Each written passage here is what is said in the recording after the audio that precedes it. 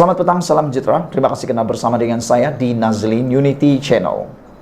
Kembali semula kepada isu Tun Mahathir Mohamad. Kali ini pengakuan yang paling kita terkejut. Pasti anda akan terkejut juga. Ini semua adalah pengakuan berkaitan dengan kekalahan Tun Mahathir Mohamad di Parlimen Langkawi pada PRU 15 yang lepas. Anda pasti masih ingat Tun Mahathir kalah teruk di Parlimen Langkawi itu. Kenapa kita cakap dia kalah teruk? Kerana sudahlah kalah, tak pula dapat deposit. Ini menunjukkan bahawa Tun Mahathir Mohamad memang bukan sekadar tidak lagi diundi, bahkan telah ditolak oleh penduduk ataupun para pengundi di Parlimen Langkawi. Tapi lihat, ini yang masih dijajah oleh Tun Mahathir Mohamad. Dia menyatakan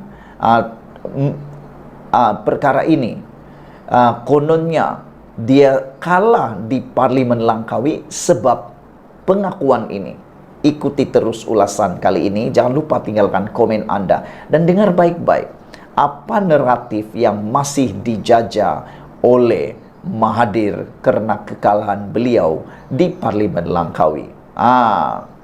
Dengan tajuk daripada FMT, tajuk utamanya, henti naratif Perikatan Nasional menang di Langkawi sebab rasuah. Dr. Mahathir diberitahu. Dr. Mahathir Mohamad mendakwa kekalahannya kepada calon Perikatan Nasional iaitu Suhaimi Abdullah pada PRU 15 kerana sikap rakyat lebih gemar menerima bantuan wang ringgit. Inilah sebabnya, kata Tun Mahathir, dia kalah di Parlimen Langkawi. Dengan kata lain, Mahathir masih lagi belum dapat move on. Kalau ramai-ramai ahli parlimen yang dah kalah teruk, mungkin Tun Mahathir boleh disenaraikan, dicalonkan sebagai calon yang masih belum move on, masih tak boleh terima kekalahan teruk di Parlimen Langkawi, dan masih lagi menyalahkan, bukan saja menyalahkan calon yang menang, tapi juga menyalahkan rakyat yang lebih gemar menerima bantuan wang ringgit, kata Mahathir. Jadi sebenarnya pada pendapat anda, siapa punya salah dia kalah di Parlimen Langkawi? Adakah salah calon lawan beliau? Adakah salah Perikatan Nasional? Adakah masih salah DAP? Ataupun salah rakyat yang lebih gemar menerima bantuan wang ringgit seperti yang dinyatakan Mahathir ini? Pada pendapat netizen dan juga penganalisis politik bebas, mereka kata tiada yang salah. Cuma salahnya ialah Mahathir masih mahu bertanding. Kata mereka, Mahathir dah terlalu tua untuk bertanding sebagai ahli parlimen. Itulah satu-satunya sebab, kata penganalisis politik bebas. Apa pendapat anda semua? Seorang pemimpin Perikatan Nasional PN Kedah menasihatkan Dr. Mahathir Mohamad supaya tidak lagi mendendangkan dakwaan kekalahannya di Parlimen Langkawi pada PRU 15 kerana pemberian wang tunai RM100 kepada pengundi. Kalau betul ini berlaku, yang hairannya kenapa Tun Mahathir tidak membuat laporan petition untuk membantah kemenangan Perikatan Nasional di Langkawi kalau betul ada bukti pemberian wang tunai RM100 ini. Sampai sekarang tak tahulah kalau ada, tapi bagi saya belum jumpa laporan yang dibuat oleh Tun Mahathir tentang kenyataan ini. Ketua penerangannya, Khairul Anwar Ramli, turut menggesa bekas Perdana Menteri itu fokus pada tugas penasihat tidak rasmi 4 negeri PAS atau dikenali sebagai State Government 4 SG4. Pengiktirafan diberikan selepas beliau menyokong Perikatan Nasional menjelang PRN Ogos lalu. Jadi Mahathir ni mungkin dah keliru. Kadang-kadang mungkin dia keliru. Dia dah lama sudah bersama dengan Perikatan Nasional, tapi masih lagi sanggup menyalahkan Perikatan Nasional yang kononnya memberi pemberian wang tunai 100 kepada pengundi. Jadi itulah netizen dan juga penganalisis politik, pemerhati politik bebas kata, Mahathir ni sebenarnya nak sokong siapa? Kalau dah menjadi penasihat kepada PAS yang ada 4 negeri itu, kenapa dia masih lagi menjajah naratif sama? Itulah yang menghairankan kita semua. Jadi lebih baik dia fokus kepada tugas penasihat tidak rasmi 4 negeri PAS itu. Menurut Khairul lagi, Mahathir harus menghentikan naratif kekalahannya disebabkan unsur rasuah yang terus diulangi walaupun telah dijawab Perikatan Nasional. Terbaru pada podcast Keluar Sekejap, kendalian 2 mantan pemimpin UMNO yaitu Khairi Jamaluddin dan Syahrir Hamdan yang disiarkan Isnin lalu. Mahathir mendakwa kekalahannya kepada calon Perikatan Nasional PN Suhaimi Abdullah kerana sikap rakyat yang lebih gemar menerima bantuan dalam bentuk wang ringgit, yaitu sekitar RM100 di sebalik pelbagai usahanya sepanjang bergelar wakil rakyat. Lucu tapi benar. Kalau anda nak ketawa, ketawa ajalah. Nak tulis dalam ruangan komen lucu, tulislah lucu. Saya rasa komen Mahathir kurang tepat. Kata penulis ini, yang beliau berlawan adalah daripada Perikatan Nasional, kelompok menentang salah guna kuasa atau penyelewengan. Mungkin beliau dapat maklumat kurang tepat daripada kenyataan yang dia buat. Kalau kita tengok ahli parlimen sekarang, Muhammad Suhaimi Abdullah, tiada pertuduhan, tiada tuduhan atau siasatan SPRM kepada dia. Jadi tuduhan itu kurang tepat, kata Khairul kepada FMT. Nah, kita tunggulah nanti. Kalau mungkin Muhammad Suhaimi ini sakit hati, silap-silap dia akan saman Mahathir atas dakwaan fitnah. Kita tunggulah.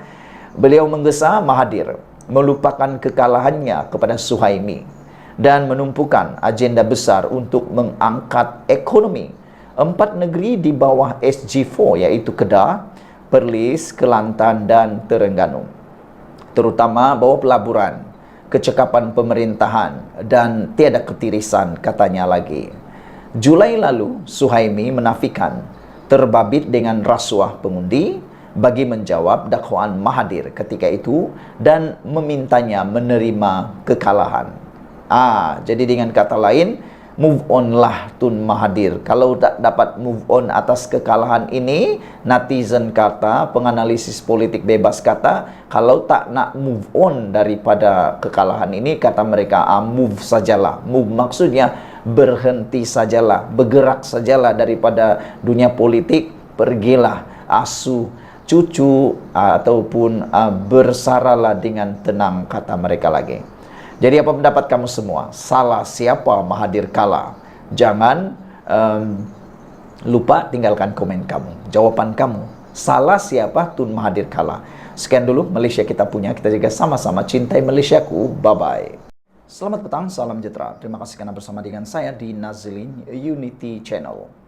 Sebelum kita teruskan ulasan berkaitan 4 ahli parlimen yang dituduh, didakwa, telah diugut dan diberikan sogokan untuk menyokong Datuk Seri Anwar Ibrahim, kita nak ulas sedikit dulu. Apakah sebenarnya sebab mereka menyokong Datuk Seri Anwar Ibrahim?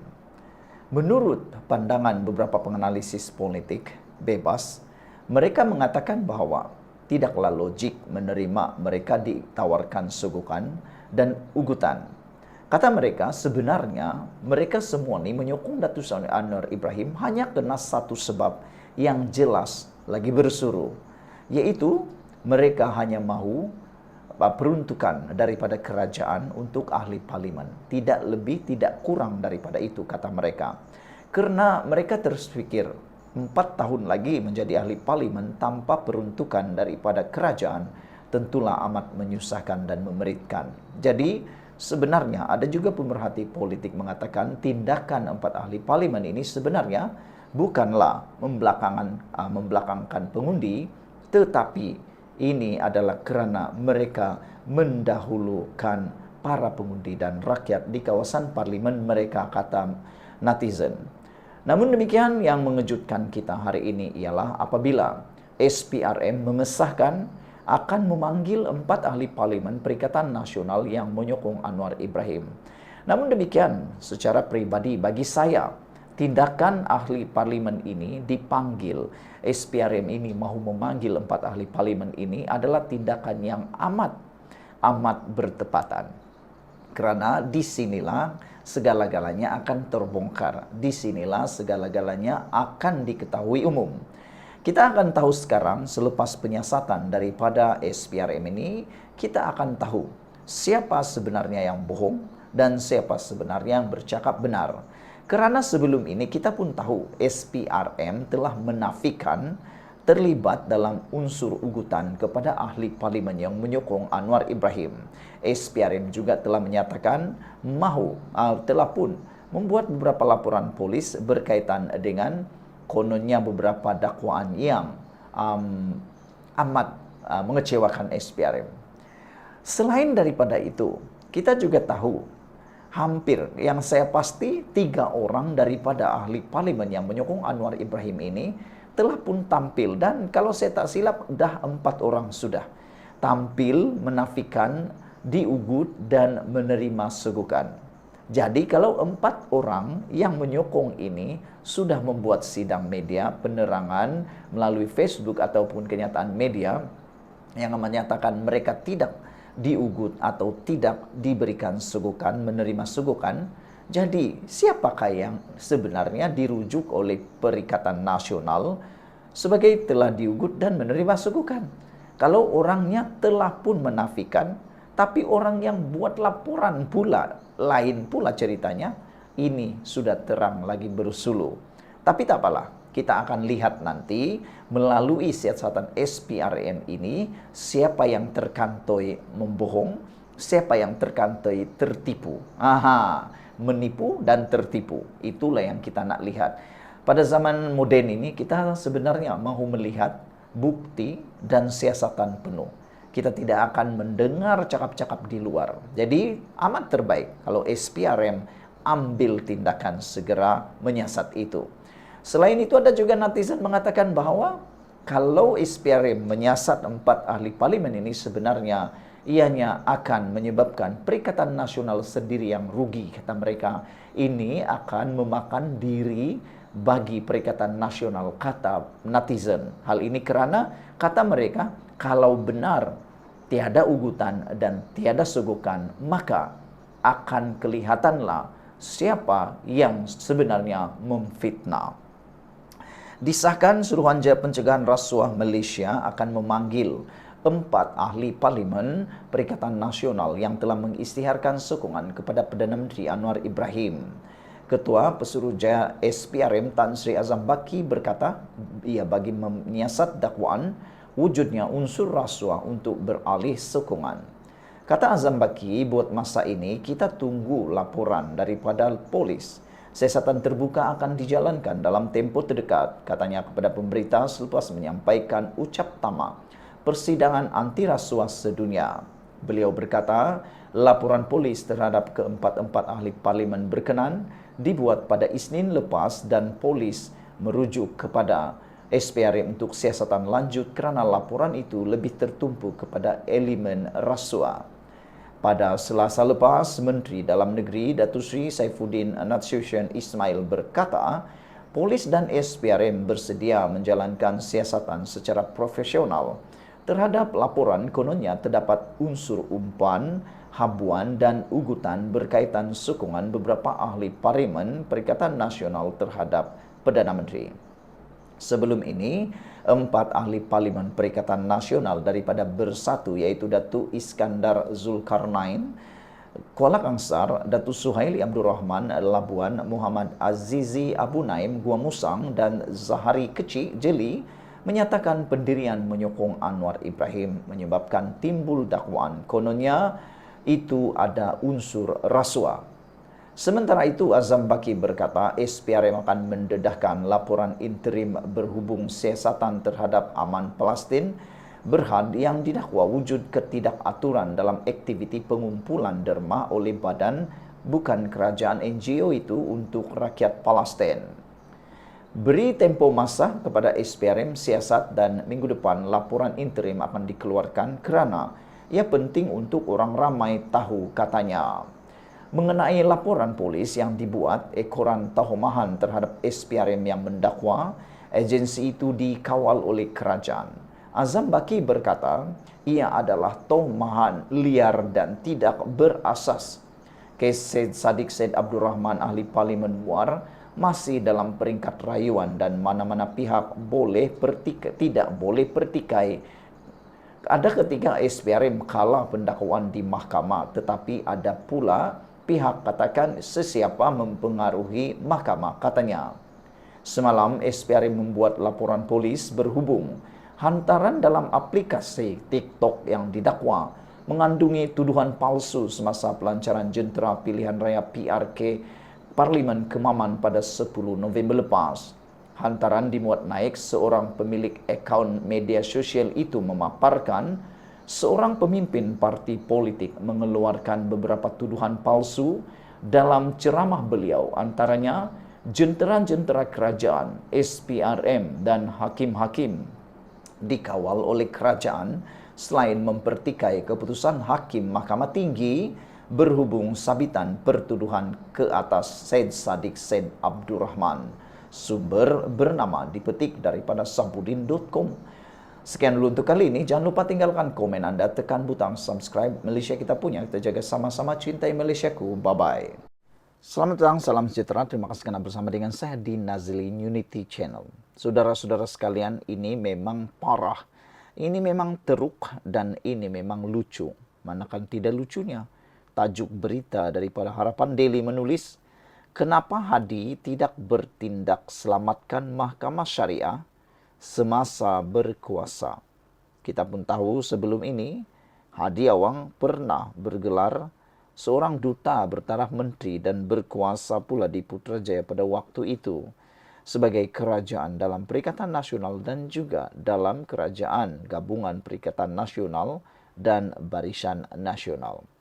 Namun, menjadi persoalan yang tak ada jawapan sehingga kini, yang gagal dijawab juga oleh para pemimpin daripada blok pembangkang ialah kenapa Hadi tidak bertindak menyelamatkan Mahkamah Syariah semasa berkuasa, tetapi sekarang ini pula ia sangat nak memperjuangkan Mahkamah Syariah.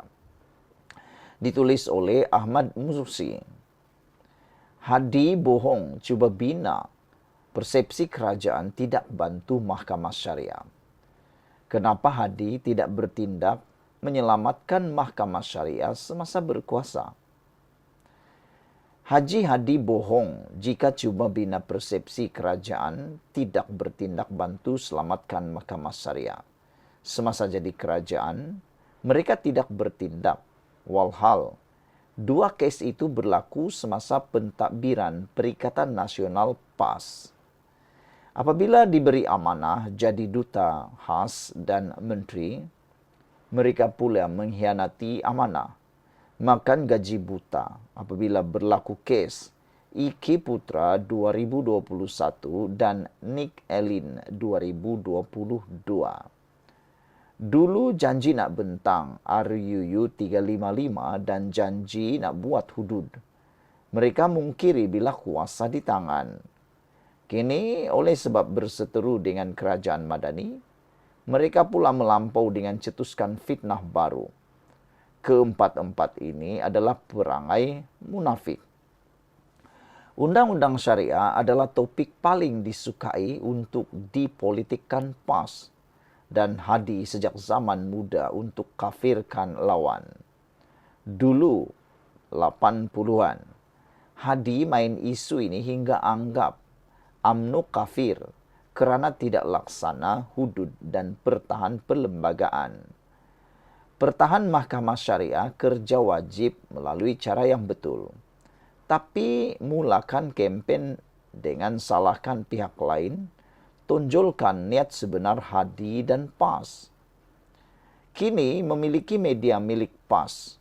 Senjata ini ditala kepada kerajaan Madani dan parti-parti komponen. Kadang-kadang, ulama su tidak buat fitnah. Kerjanya hanya mencetus fitnah. dan askar-askarnya akan buat spekulasi fitnah. Ulama mereka ketika itu lebih jahat dari siapa yang ada di bawah langit, dan daripada merekalah akan keluarnya fitnah, dan pada merekalah akan kembalinya fitnah tersebut.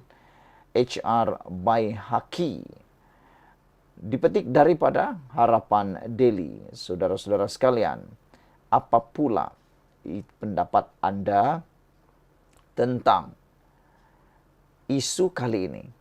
Kenapa Hadi tidak bertindak selamatkan mahkamah syariah semasa berkuasa, tapi sekarang pula beria-ia pula nak menyelamatkan kononnya? Sikap PAS, punca ahli parlimen bersatu beralih sokongan. Salah satu isu daripada Malaysia, daripada Harapan Daily yang menjadi isu hangat, ditulis oleh Desa HM. PAS dalam dilema. Semua yang dibuat serba tak kena. Dek kerana keputusan Perikatan Nasional PN yang dimonopoli PAS memutuskan tidak ada lagi rundingan pasal peruntukan, menyebabkan beberapa ahli parlimen dari Bersatu tiba-tiba buat U-turn sokong Perdana Menteri ke-10 secara peribadi. PAS yang cuba menunjukkan sikap sombong dan bongkak mereka terhadap tawaran Perdana Menteri ke-10 untuk membuat keputusan menamatkan rundingan dan berbincang hal peruntukan parlimen dengan timbalan Perdana Menteri kedua, kini benar-benar memakan diri. Sikap bodoh sombong PAS kini sudah tidak lagi dipedulikan oleh beberapa ahli parlimen dari Bersatu. Sukar dinafikan dalam sedikit hari lagi, beberapa orang lagi akan turut menyertai Kuala Kangsar, Labuan, Gua Musang dan Jeli. Yang tinggal bersama PAS hanyalah beberapa ahli parlimen pro pemimpin video kabur yang sedang bersiap-siap untuk menerajui parti. Segalanya sudah disusun rapi, bermula dari memilih calon dalam PRN yang lepas. Tim video kabur sudah mula memasang strategi. Majoriti dalam kumpulan itu mempunyai cita-cita tinggi. Salah-salah hari bulan, PAS akan disisihkan ke tepi. Itu yang PAS takut. Sebahagian kepimpinan PAS sudah mula menghidu sesuatu. Permulaan kepada agenda percaturan itu ketara apabila Atok berjaya menempatkan dirinya menjadi penasihat SG4. Semua maklum Atuk Sakani anak didiknya siapa. Semua orang tahu. Sekarang PAS sedang pening kepala. Cita-cita untuk memancing ahli-ahli Parlimen UMNO, GRS dan GPS akan menjadikan PN cukup jumlah dan mereka boleh berarak ke Putrajaya kini bertukar menjadi malapetaka. Yang dikejar tak dapat, yang dikendong berlompatan. Nantikan, ada beberapa episod menarik lagi yang bakal berlaku dalam PAS, khususnya pasca Atok Saka jadi penasihat, akan saya bongkarkan. Politik biasalah, kalau tidak masakan 5 jawatan teratas dalam muktamar parti yang lepas tidak berani dipertandingkan. Ada kisah menarik, nantikan. Kata penulis ini, yaitu Desa HM daripada Harapan Daily. Saudara-saudara sekalian, Muhammad Ammar bersuara selepas 4 ahli parlimen Bersatu sokong Anwar. Naib Presiden PAS Datuk Muhammad Ammar Nik Abdul dilihat bersuara selepas 4 ahli parlimen dari Bersatu mengisytiharkan sokongan kepada pimpinan Perdana Menteri Anwar Ibrahim. Namun yang dipertua Dewan Undangan Negeri Kelantan berkenan sekadar berperibahasa, walaupun menonjolkan merah yang merupakan warna lambang Bersatu sebagai latar belakang bagi hantaran di Facebook rasminya. Gunting dalam lipatan lebih bahaya daripada pedang yang terhunus, katanya ringkas. Sokongan kepada Perdana Menteri bermula dengan ahli Parlimen Kuala Kangsar, Datuk Iskandar Zulkarnain Abdul Khalid pada 12 Oktober lalu. Sekian dulu untuk kali ini. Jangan lupa tinggalkan komen Anda. Sila tekan butang subscribe. Wah, rata-rata warganet mengaitkan hantaran Muhammad Ammar itu dengan tindakan 4 wakil rakyat Perikatan Nasional dari Bersatu yang menyokong dasar dan inisiatif kerajaan Madani. Malah ada yang mengingatkan secara tinis PAS juga dari segi muafakat politik pernah bersikap seperti gunting dalam lipatan. Untung Bunga Raya Bersatu lepas menang kali sokongan kawan masa kempen saja. Kita buat orang, orang pun buat kita. Semoga tabah. Demikian antara komentar netizen. Sekian dulu, kita jumpa lagi. Bye-bye.